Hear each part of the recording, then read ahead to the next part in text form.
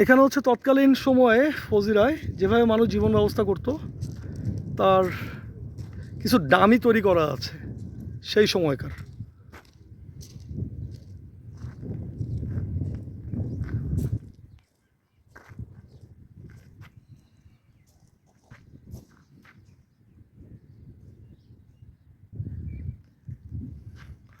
পুরাটাই পাহাড়ে ঘেরা শহরটা, এক পাশে সমুদ্র এক পাশে পাহাড়।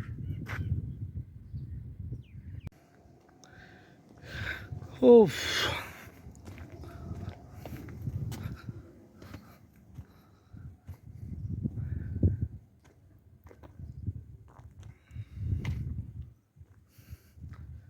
সব মানে